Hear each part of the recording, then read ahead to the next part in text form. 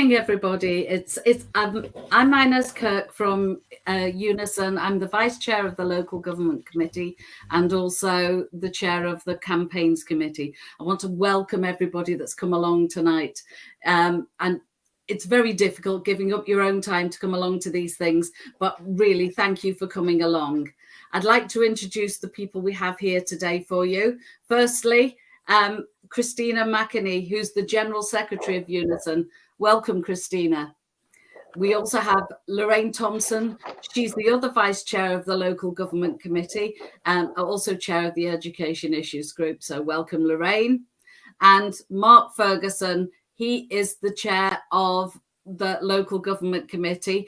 And lastly, but not leastly, we have Stuart Hope here, who has just joined us. Hi, Stuart.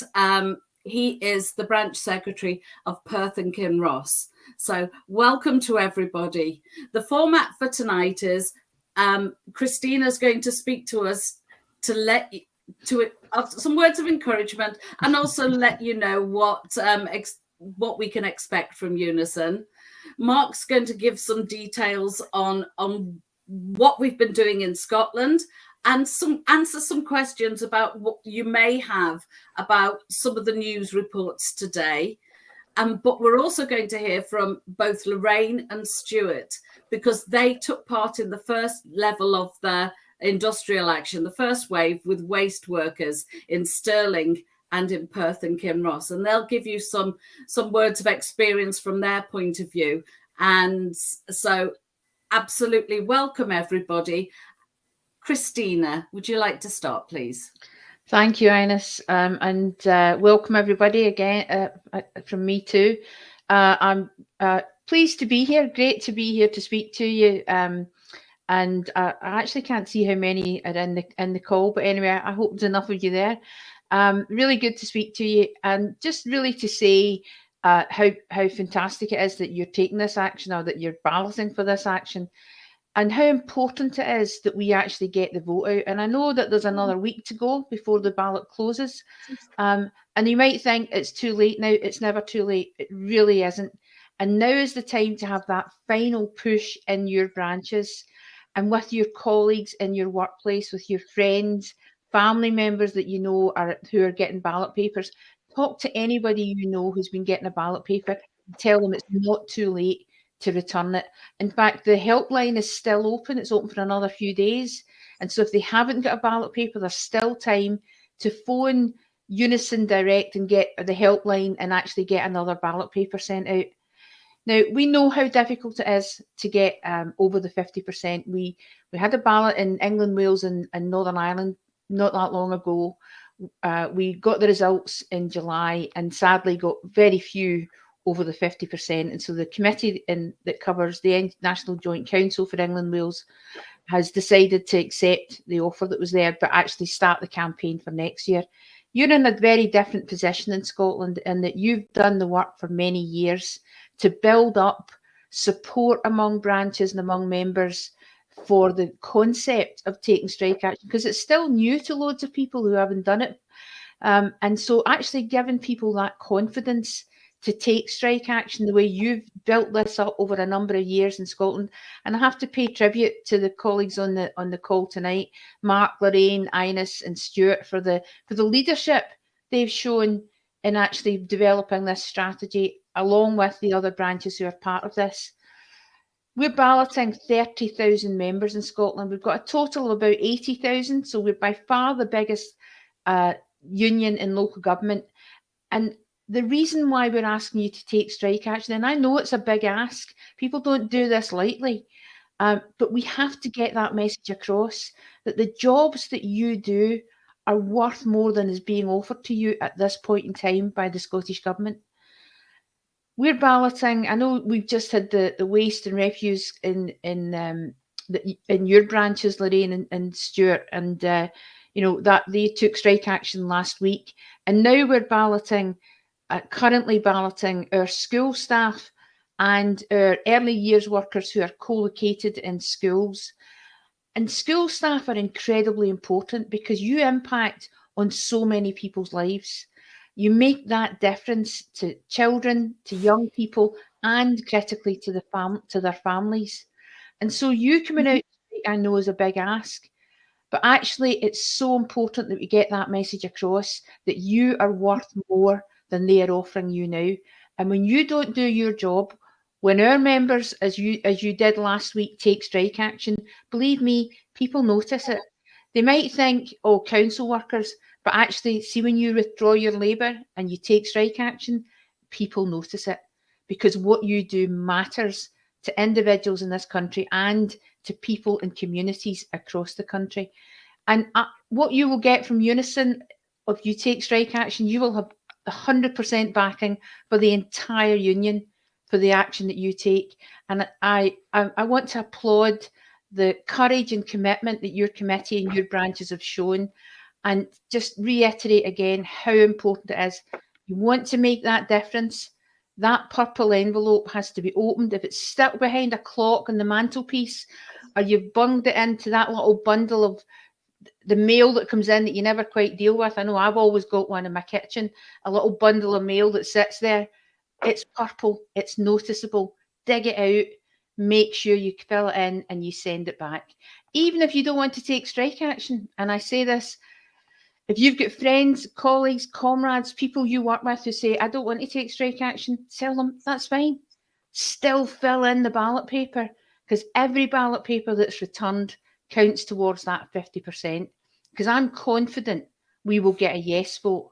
What we have to get is get a yes vote from over 50%, a yes vote where over 50% of our members have voted. So well done, everyone. You will have my full support when that strike happens. I know what a fantastic strike you put on last week. I saw all the media around it, the coverage that you got, the support that you got was fantastic. And that will happen to everybody who takes part in the strike action in September. So good luck, everyone. You know, you have my full support. You have the union's full support. Thank you. Thank you, Christina. It's really good to know that we've got the rest of UNISON behind us 100% on all of this. Mark, would you like to say some words and maybe approach some of the questions that are being asked as well? I will do. Thanks, Ines. First of all, can I thank Christina for joining us on this call tonight for this Get Out the Vote campaign. I just want to give you a couple of words about where we are and what's happened in the news today. So we have met with the employer just over 2 weeks ago.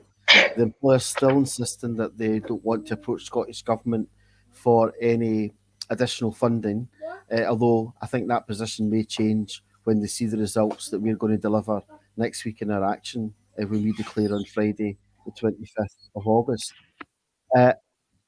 Colleagues, what I want to say is thank you to all who voted so far, but we need to, the Tory government are trying to restrict the ability of people to take action. They're trying to make it harder and harder.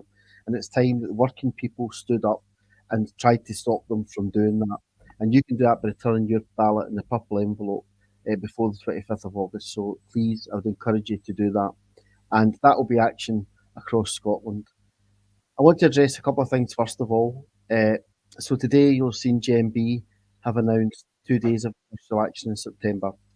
It is coordinated action that we are taking. We are working with our unions, and GMB have been in touch with us to see that, because to make the action effective, all three trade unions need to work together. So our mandate we'll get our mandate next Friday, and then we'll be able to declare, and the union will start discussing possible arrangements for industrial action in the dates. So we are looking to coordinate, because the reality is that UNISON is the biggest trade union, and to make it effective, we need to be in that industrial action to close the premises and to make the significant impact that we need to move the employer's position. I just want to say something first of all about last year, when, as one of the lead negotiators alongside Ines and Lorraine here, the employer kept telling us there was no more money. Every single meeting leading up to the industrial action, there was no more money. We pushed that industrial action, starting with waste workers, and then we moved to, we're about to move to schools, and we achieved £500 million, £500 million extra into your pay packets, because we stood up as a joint force, as a workforce, and said we're not accepting that position. So that's what can be achieved. And if we're going to move the employer's position this time, we need to get those ballot papers back. We need to show the strength. And I can tell you, as one of the lead negotiators, it's better to get in and negotiate when you've got that mandate behind you, because we went in with absolute confidence last year, and that's what we need from you. We will give you that commitment. We will go in and push the employer to get every single penny we can for our members, to get a fair pay deal. And all we're asking is that you return that ballot paper, fill it in and get it into the post. So yes, although there has been an announcement by one trade union today, UNISON will consider our position, and when we know what our mandates are next week, we'll start preparing for our industrial action. And that's the one that's going to make a difference, colleagues. It's the UNISON action that will make the difference, because we are the biggest trade union. Christina's gave you the figures: 80,000 workers in Scotland, and another 30,000 were balloting in this industrial action. You may ask why we're only balloting in certain areas. Well, that's a decision that's been taken because we need to draw in the Scottish Government into this discussion to secure additional funding. And the Scottish Government have a direct link into education in Scotland. So that's why we're targeting to say we need additional funding. They're the principal funder to local government. We need that money. A couple of people have raised some questions that I'll try and cover, and we'll maybe come back to questions as well. But ballot papers, if you've requested a new ballot paper in the last few days, it should be on its way. So we'll watch for it coming through. If you've misplaced your ballot or you need a replacement, contact the helpline immediately. The helpline's going across the bottom of the screen. And as Christina says, you've got until Monday of next week to request that ballot paper. If you've got your ballot paper in an envelope, open it, return it, and post it. And that's key. The trade unions don't decide. Just to let you know to do a postal ballot in these circumstances, it is a requirement in law. And that's why some consultations we do digitally where we're allowed, but when it comes to industrial action, we're required by law to ballot by post. Another Tory restriction trying to stop working class people taking industrial action. So let's beat the Tories, and don't let them away trying to stop our action. I'll go through the other questions as I'm going through, but there was a question there that if you don't get a ballot paper in time or you're not able to return it, can you take action? If we get a mandate for industrial action, everybody covered by that mandate will be able to take action. And as Christina says, you will be fully supported to do so. The branches are ready, we're geared up for the action, and it will make a difference in trying to secure an improved pay offer. So thank you very much, colleagues, and return your ballot paper by the 25th of August.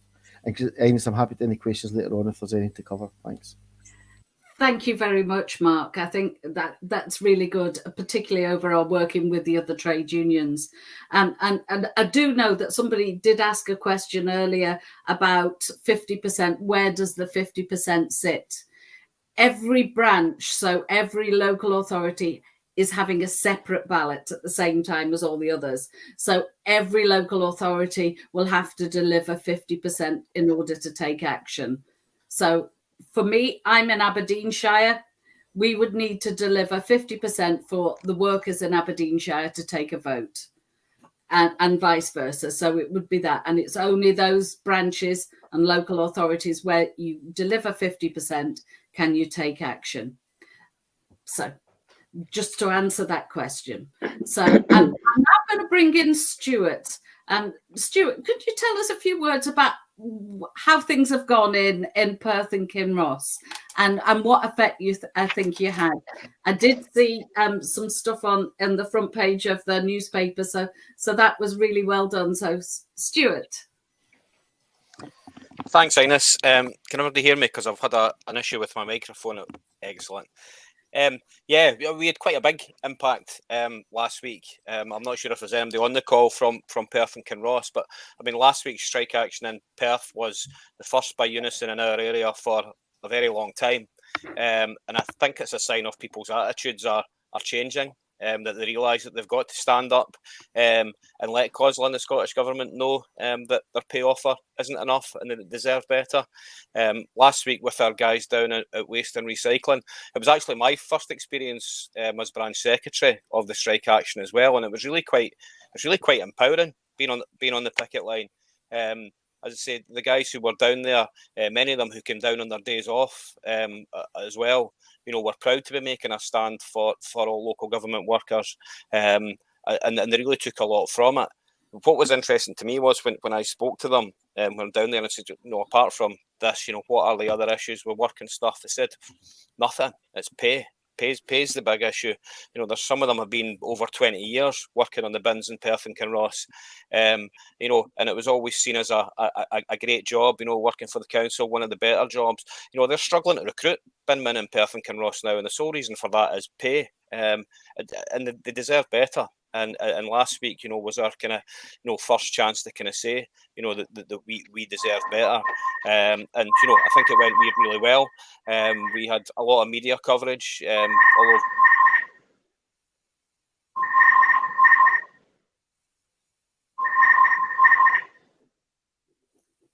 I think we're having a problem with his signal at the moment. So if Stuart manages to get back in, we'll welcome him. But I think we can all say an absolutely brilliant job for somewhere where has never delivered industrial action before, and it just shows how the tide is turning. Right, could I bring in Lorraine now from Stirling? Thanks, Ines. Good evening, colleagues. Yeah, as you're aware, waste workers in Stirling and Perth and Kinross took the first wave of strike action in support of a fair deal for all council workers in Scotland. These workers stood up and they've stepped forward and they returned an overwhelming ballot return as well as an overwhelming mandate to take strike action. Now, as Christina said, no one takes the decision to take strike action lightly, but we know our members are struggling financially, and despite this, they still show up, they still deliver high quality services, and they still deliver for the communities and the vulnerable.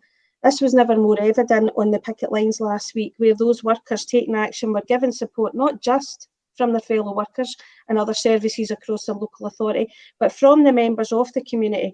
We had horns a honking in support of the action, offers of tea, coffee, as well as cakes and biscuits being dropped off to those workers on the picket lines from members of the communities and service users. And I have to say, we brought waste collections to a standstill. We closed HWRC sites as well. We had people there, but despite the fact that the service delivery had been disrupted, they had a massive amount of support and time for those workers on the picket line, so I think that speaks for itself. And it also goes without saying that our job is not just done yet. We've still got to show the employer that we're not going to settle for anything less than a fair deal. And that's why we're now asking members in education to please return your ballots and show COSLA and Scottish Government, like you did last year, that we're not done yet and that we're in this for the long haul. Give us your union, your mandate that we need. And finally, colleagues, just a message from our waste workers that were on the picket line. They send you a message of solidarity throughout this ballot, and they ask that you don't let their efforts last week be in vain. Let's keep the momentum going, return your ballot, and let's force the employer back to the table with an improved offer for all local government workers across Scotland. Thanks. Thank you, Lorraine, and well done. Well done. Stuart, I'm conscious you had a bit of a signal issue there, the joys of technology. Is there anything else you'd like to say? I'm not sure how far I got on. I was on my soapbox and I was ranting away and without a script or anything, so I'm not sure where I got cut off. It's just really a kind of echo the last bit Lorraine said there, that I think our waste workers were the same. They were taking a pride in representing absolutely everybody. And I think that's really important. And it's especially, what we've been doing kind of this week and stuff, and with the messages that we've been sending out to those that have been balloted just now, is that, your vote's important. It really is. Every single one. We didn't go over the line in our ballot last year, and that was purely down to apathy. People, I can't find it or I've not done it yet, but it'll be okay because everybody else will vote. And that's not the case. Every single vote is important. As I say, as Christina said earlier, doesn't matter where you're voting yes or no. Everybody's voice really, really matters, and everybody's kind of got to vote. And as I say, the waste workers, as Lorraine said, were last week. They were making the first stand for everybody, and hopefully everybody's kind of looked at that. I know people in our area have looked at the coverage of it and said, we want that. We want that. We want people to hear our voices and see that we're not happy about our pay as well. So hopefully everybody will get over the thresholds, and we'll send that message. And I think that's the other important thing. Again, a message we've sent out: the more local authorities that go over the threshold, the bigger the voice and the bigger bargaining power we've got. So it's really, really important. Okay. Thank you very much, Stuart. And again, a clap for you for all the work you've done. Really well done. And it was well appreciated. And I'm glad to see that you got so much support. So well done. I think we'll move on to some of the questions that I can see in the chat at the moment. So if you bear with me. Mark, how long will it take to count the ballots? Very quickly, because they've been done as they come in. So we've got an organisation external who CES who they'll update us. So we're hoping by Friday lunchtime that we'll be able to get some verification, and by the end of the day we're hoping to get the result out into branches. Ines. Okay, thank you. There is another question of how long the strikes will take, and will there be losing pay while they're doing that? Okay, so that in terms of the strategy, that's kept quite tight, colleagues. So the local government committee in Scotland, we are coordinating that strategy with the other trade unions, and we don't disclose it obviously for reasons we don't want the employer to be able to plan or to give them as little notice. We're required by law, if we get where we get mandates for action, we're required by law to give 2 weeks, at least 2 weeks notice. So we try and give them as little notice as possible what we're planning. But we're well versed in it. Your activists are very well experienced, and we're putting a strategy together that we know will deliver. In terms of strike pay, what I can say is the union, UNISON, will financially support our members who are taking industrial action. I don't want to speculate on that just now because there are legal issues just about what you can and can't do in the period of ballot. But I can assure you, you'll be financially supported to take action. So we will make sure. And can I just say, Ines, that last week I was delighted to join colleagues in Stirling and Perth. I mean, what a fantastic show. Not just from the workers who took the industrial action, but from the other colleagues in the public, was outstanding. People are behind us. Whatever the employer might think, or what others are saying, or what the Tory government is saying, I can assure you people are behind us. And that was demonstrated last week in brilliant days of action that were taken. Thank you, Mark. I too joined one of the picket lines last week, and it was an absolutely great atmosphere. It was more a party atmosphere than a protest atmosphere, and everybody was so supportive, and the amount of horns beeping was incredible. It was really good. The public were really there supporting. So don't listen to the naysayers and the grumpy sausages that are out there that'll complain about local government workers. People are behind us. People do support us, and particularly in schools when they know that their young people could not go to school if it wasn't for the support and guidance that you give them. Enable them to go to school and to thrive and be great citizens in the future. Absolutely. Hopefully, trade union members in the future as well, but that's beside the point. I'm looking if there are any more questions here, or if there's anything I haven't answered to anybody. Please pop something up in the chat. I'm looking.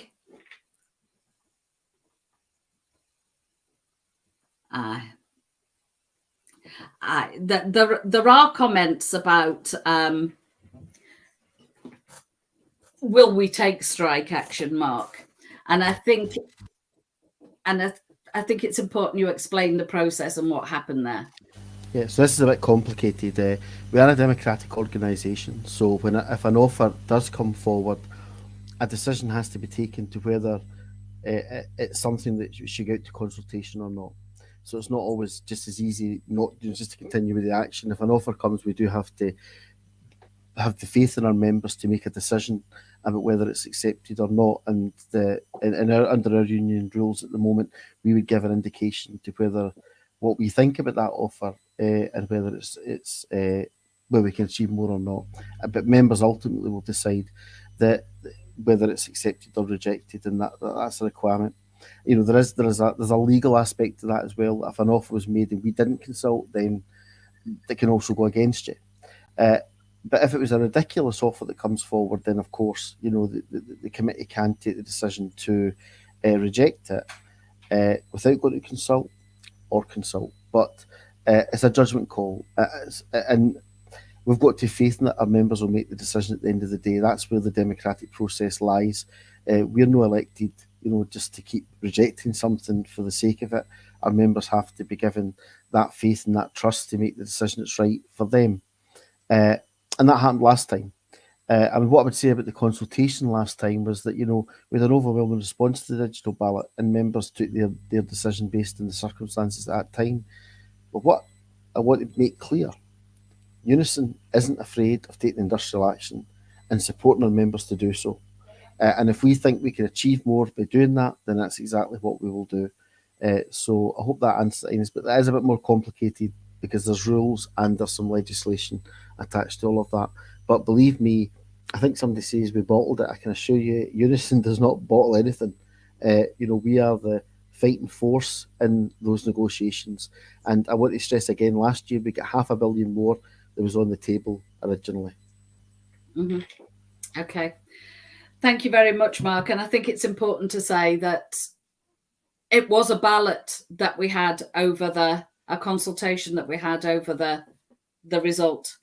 And the result was overwhelming, on the outcome of that. So, we're not in the habit of making up figures. So, they are legally balanced, and that's where we go. So, and somebody's just put there, let's get angry at the anti-trade union legislation. I think that's where our anger needs to go. The anti-trade union legislation, which they're trying to enhance in whichever way they can, whereas really it should be scrapped and out of the window. And I think it's time that we all stand up and get that removed. But despite that anti-trade union legislation, you have shown that you can beat it. Despite all the barriers that have been put in our way, you have shown that you are so passionate that you can beat it. And I think that's really important. I think that's desperately important. Now, there were questions of who will get the pay rise when we get it, Mark, if we get it. Yeah, so the pay rise, when finally we reach agreement, it'll be applied to all those covered by the SJC conditions red book. It applies universally across the board. I see someone's put in there they didn't get the extra day's holiday in with the pay rise, so I'm not sure what that's about, but if that person can contact the branch directly, it may be a local issue, but certainly an extra day's annual leave was applied to every worker. Now, some workers don't get annual leave, they get it paid, so it will be built into the calculation for pay. Other workers should have got the day's annual leave. So if that hasn't happened in your local area, contact your branch. They'll be able to provide you the best up-to-date information on that. Okay, thank you. So the pay rise is for everybody, every local government worker. This is the pay rise for those. So that's where we're going. There was another question. There are questions of how we picked the groups and why we picked who we picked. Okay, so this is very complex. We're balloting for the last 2-3 ballots. We've balloted very differently in order to try and deal with the trade union legislation, the restrictions that apply in that. So we are doing what's called a disaggregate ballot, which is that we select a smaller group of members to take action on behalf of the whole membership. And we have chosen schools because, as I've said before, the purse strings for local government and the principal funder is the Scottish Government. And we need to then have action that targets the Scottish Government. And look, I understand, I'm a local government worker. All my colleagues on here, actually, we're all local government workers, so we understand. And I know that we could go to any group, and it's not just about the effectiveness, because there's loads of groups that can be effective and take industrial action, but it's how we get that direct link to the Scottish Government. In education, the Scottish Government sits at the table at COSLA in a tripartite arrangement, principally around teachers, but also around education as well. And that's why we've chosen that group. They're effective. They've been through this process before. Those workers in schools in the early years know what's expected. So that's a plus for us. But it's not that we'll exclude, because this is wave 2 of we've had wave 1 last week, which was waste workers in Perth and Kinross and Stirling. Wave 2 will be schools and early years that are attached or co-located with a school. And then we'll look at other groups for wave 3 and 4 if we need to get there. So it's not that other groups are excluded. This is the starting point. and it's principally to try and get the Scottish Government to the negotiating table, because we need more money into this pay in order to get a fair pay deal. Okay, thank you, Mark. So what we're saying is that at this moment in time, we're trying to shut schools. We're trying to get the government to listen, and the only way they seem to be able to listen and to speak to us properly is to get them to see the effects of that for something that they directly interfere with. Sorry, technical term, directly negotiate with. And that's what we are looking to do. So there we go. I'm looking through the comments. Absolutely, we think you need to be respected for the work that you do. You are shaping the future of this country by the work you do in schools. You are shaping the future lives of those people. And I think it's absolutely important for that. I'm looking for other questions. If I've missed anything, can you pop up something so I can see?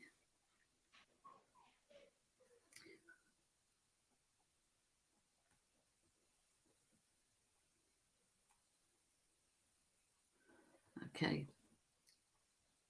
It's been saying the work has been incredible, and I think that's amazing to see people standing up and doing that.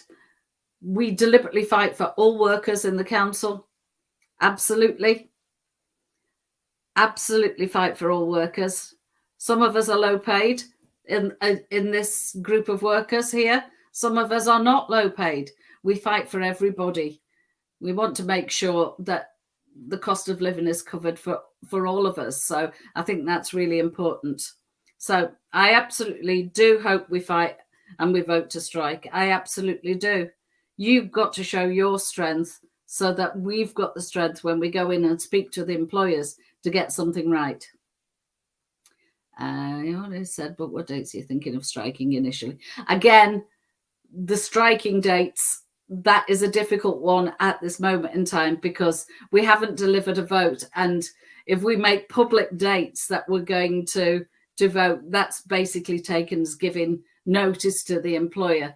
And we haven't then not got the flexibility after speaking to our members about the most appropriate dates to take action. So you will absolutely know when those dates are and make sure things come out on the right time. Yeah. And okay, I'm just looking at the questions here. Right. So I just want to make sure that you still know how to get a vote, how to get people to vote. I think somebody's put in the chat, you're back at school. Some of you are back at school and in the classroom. Some of you have got in-service days next week because not all schools are back yet. Speak to your colleagues. Speak to everybody. Ask them if they've returned their ballot paper. We want to make sure that people return their ballot paper. Ask them, have they returned it? Remind them to return it. I know it's absolutely important. And by law, we have to deliver a 50% vote. But actually what we want is 100% vote return. Not just 50%. We want 100% of you to care about your wages and your lives at work. So that's what we want. We want 100% of you to get your vote back. And I think that's important. And I think, yes, somebody's put in there, take a photo of posting your ballot, post it on your local Facebook page, share it with people, encourage people, because I think that's really important. Now, we know it's getting late for the ballot, but there's still plenty of time to return your ballot papers. The ballot helpline is still open until Monday. So if you want to get a replacement ballot paper, please call the number. It's ticking along the bottom of the screen, which is 0800 0857 857. You call them, they will arrange to get a ballot paper out to you, a replacement. Or if you're a new member and you've just signed on, yours will be coming out. Don't just wait and see and think it's going to arrive. if you've been in there all along. Give them a phone. Make sure you get your ballot paper. Also, take a chance to check your details on My UNISON, because a lot of people change jobs, change schools, move house. And we don't know about that unless you tell us. So if you go onto the UNISON webpage, you will see My UNISON, or you'll let your local branch know, and they will update your details to make sure that you get all the communication. If you've got colleagues and friends who are members of the union, but we haven't got their telephone number, tell them to update them. If we haven't got your email address, tell them to put it on the system and update it, because we may need to communicate with you quickly, and we need those ways of doing that so that you get the latest information straight away. So I'm going to finish nagging, and I'm going to ask anybody here if there's anything they want to put forward. Poor Christina's having a terrible... Sorry, can you hear me, Ines? I can hear you, Christina. Right, I don't know what... I keep losing the camera for some reason. I'll try again. Right, I'm back again. I don't know what happened. I kept trying to get back in. Just to say apologies for that, but I could hear and see you. You just couldn't hear or see me. No, I think everything you've just said there is really important. And I know this is difficult for people, but actually we're doing this not just to get more pay for people, which is incredibly important and obviously is the primary reason we're doing it. But we're doing it because if we don't invest in the workers in public services, then it has a big impact on the services that people get. And, you know, we're a public sector union, and it's really important to us that our public services are top class. And that means paying and valuing the staff who provide those services. And sometimes you just have to do the difficult thing and take strike action to get people to sit up and take notice, to get politicians to sit down and actually take this seriously. And, you know, I know it's a lot to ask, but it's so important that we get this right this time. And I think Scotland's leading the way on this. I think your committee's done a brilliant job in actually building the confidence of your members and your activists. And that's something we'll be learning the lessons from and transporting to other parts of the union. So thank you so much for leading the way on this. Thank you, Christina. Would anybody else like any following ups? Yeah, and it's just one thing. First of all, thank you to everybody for coming on tonight. And can I say I'm very proud to be the chair of the Local Government Committee in Scotland, and I know the amount of work that goes in by our union and our branches and your activists who do this on a voluntary basis, and everybody's working hard across Scotland to make this happen. So do your bit, please, and complete that ballot paper and post it. But I want to say one final thing that I'd missed in my earlier introduction. There's a big bit of our claim that's very important for the future, and that is that we're trying to push to get a minimum rate of pay in local government at £15 an hour for everyone. Now, at this moment in time, UNISON's the only union that's actually demanding that as a commitment in any offer that's given. And what that means is that we want to see that introduced far earlier than it would naturally happen. So we have put that down. We've laid that before the employer on several occasions, and as late as just a few days ago, we said that if you're making any new offer, you must give a commitment to reaching that £15 an hour as early as possible and before it would naturally happen. So that will be a big win for us to try and get those rates of pay. So forgetting about the living wage in Scotland, but raising it to £15 an hour is an absolute minimum. And that benefits everybody, because the more you push the bottom end up, the better it is overall in the pay model. So that's something that UNISON has absolutely said is a red line for us, that you must give a commitment to the employer for that. So if we achieve that, colleagues, that will be significant for our low paid and predominantly female and part-time workers at the bottom end of the pay structure. That would make a huge difference to them, but we are making that a condition on any offer that we get from the employer.